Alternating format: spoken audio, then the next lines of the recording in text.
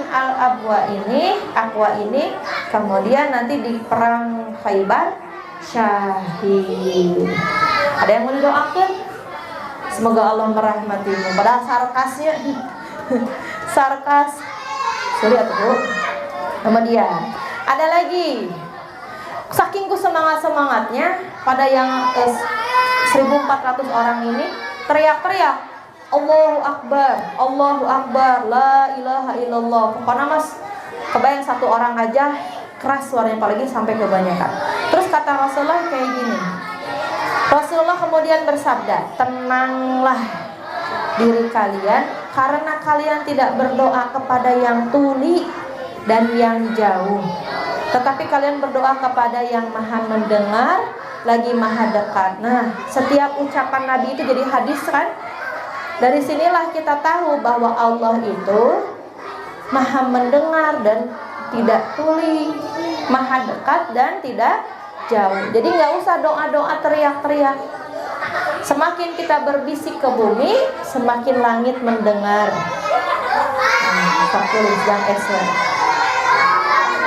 Semakin berbisik ke bumi, semakin langit mendengar.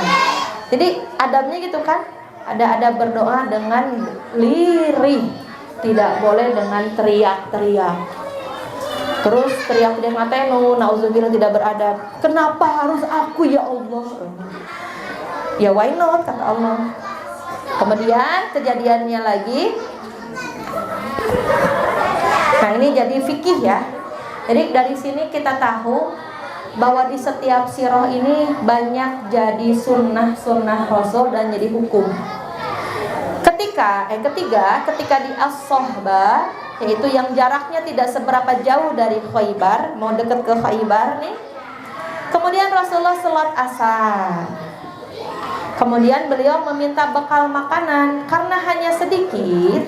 Beliau disodori tepung beras rosben sama tepung gandum yang tak seberapa banyak. Salat asar, lapar, dikasih gandum, tepung gandum. Dan kita mah tepung gandum teh dijadikan bala-bala atau namanya, ini mah tepungnya aja coba teteh. Cuman diolesi minyak, silamotan. Masya Allah ya. Kemudian setelah tepung itu dimakan, kemudian beliau memakannya dan begitu pula semua orang. Jadi cukup bu.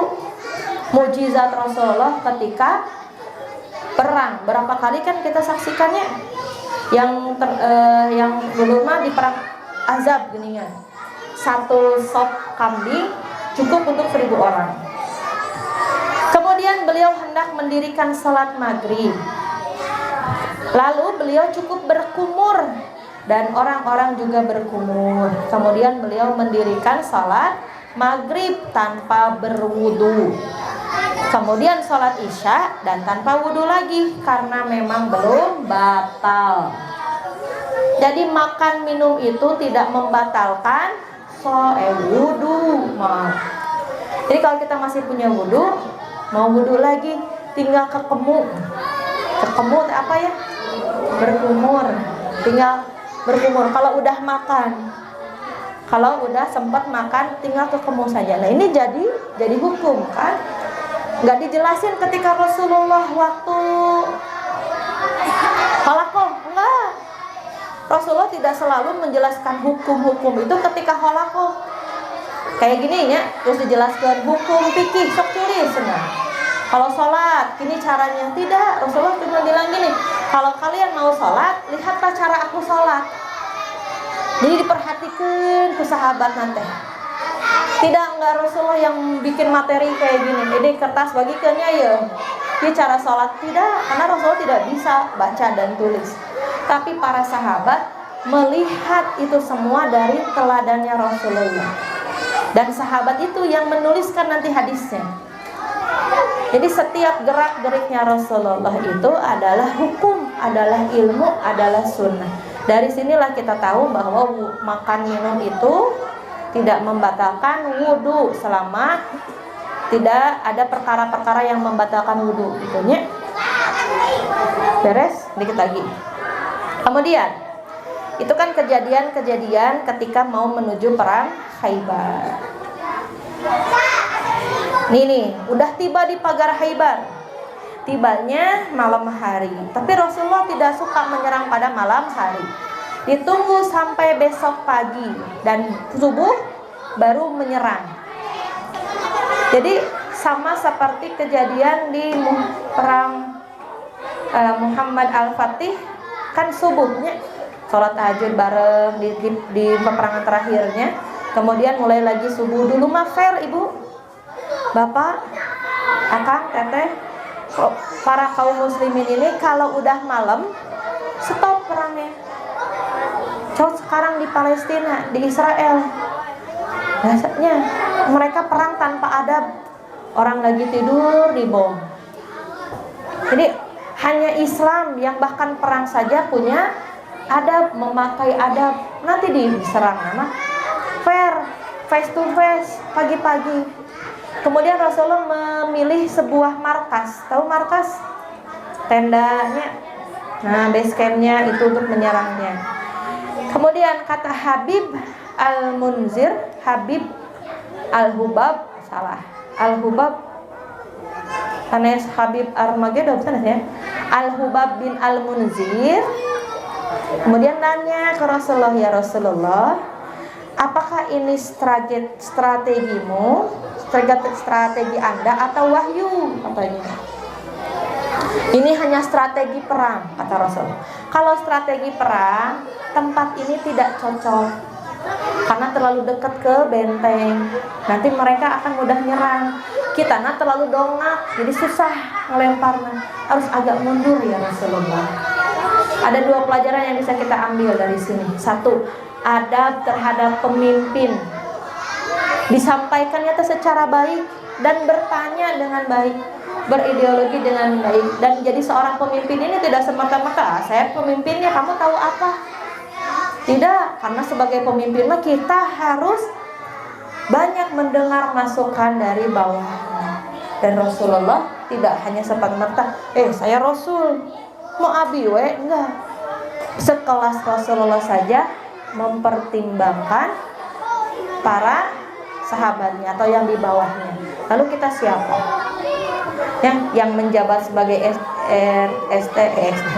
RT, RW, nanti ST manis, R yang lain, ya, kades, lurah dan semuanya. Jangan jadi yang otoriter. Karena dari sini kita belajar bahwa Rasulullah menjadi seorang pemimpin ini jadi pemimpin yang open minded, menerima masukan, tidak semerta-merta karena pemimpin dia udah dengerin gitu. Sering terjadi pemimpin-pemimpin yang otoriter. Nauzubillah min dzalik. Terakhir sebagai closing statementnya, kemudian persiapan. Besok paginya Rasulullah mau menyerang. Kata Rasulullah, bendera ini akan saya berikan kepada seseorang yang Allah mencintainya dan dia mencintai Allah. Semua orang, ini yang saya baca di sirah Ammar Ar-Risalah ya. Jadi perspektif, kebayang nggak katanya ketika kita kalau jadi posisi sahabat di sana. Posisikan kita menjadi seorang sahabat Rasulullah ketika Rasulullah umumkan besok pagi kita akan menyerang Khaybar, dan yang memegang bendera ini adalah orang yang dicintai oleh Allah dan Allah juga mencintainya. Ibu bisa tidur tidak? Mudah-mudahan besok ya Abi menjadi memegang bendera. Cukup marte pasti saya. Cukup marte mungkin saya. Setiap sahabat memiliki perasaan yang itu. Dan deg-degan atuh. Saya juga udah mencintai Allah, kebayang langsung dapat klaim bahwa Allah mencintainya. Pas pagi-pagi diumumkan kumaha? Langsung, mana Ali? Ali kebetulan lagi sakit mata. Sampai nggak bisa lihat Bu sakit mata. Terus kata sahabat tadi Ali sakit mata ya Rasulullah. Ganti gitu kan. Ali mah sakit mata ya Rasulullah, gugur yang lain aja kan gitunya. Tapi enggak, kata Rasulullah, panggil Ali. Panggil Ali. Dipanggillah Ali dalam keadaan bengok gitu. Terus diludahi oleh Rasulullah, didoakan seketika sembuh. Terus sahabatnya, lamun saya jadi sahabatnya, ya lain abi berarti. Tapi bukan berarti tidak dicintai oleh Allah. Kemudian Rasulullah memberikan pesan sebelum Ali menyerang. Wahai Ali, kesini. Sebelum kamu nanti menyerang, itunya ketahuilah bahwa mereka yang masuk Islam itu lebih baik daripada onta merah. Jadi ketika kamu mau membunuh, pastikan dia mau dulu masuk Islam atau tidak. Kalau mereka udah menyerah dan mau masuk Islam, jangan dilanjutkan serangannya, jangan dibunuh. Tuh, kebabu, jangan dibunuh, itu pesannya.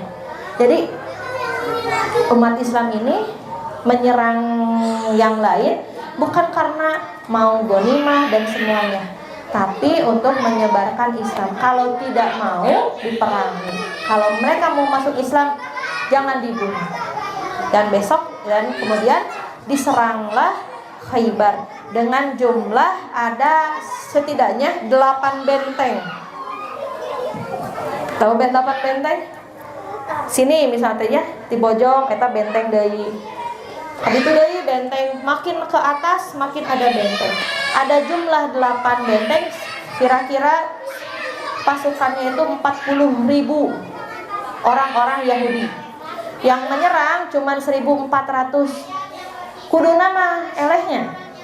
Tapi saking ku Allah ini memberikan rasa takut, disusupkan rasa takut kepada orang-orang Yahudi, dan Yahudi juga orang pengecut, mereka tidak berani untuk menghadapi orang Muslim. Dan nanti bagaimana kelanjutannya akan dilanjutkan di pekan depan. Ada 8 benteng ya. Bocoran benteng yang pertama namanya Benteng Naim, yang akan dijelaskan besok. Gitu. Mudah-mudahan ada di ujian ya. Benteng apakah? Siapakah? Gitu. Subhanakallahumma rabbana wa bihamdika asyhadu an la ilaha illa anta astaghfiruka wa atubu ilaik.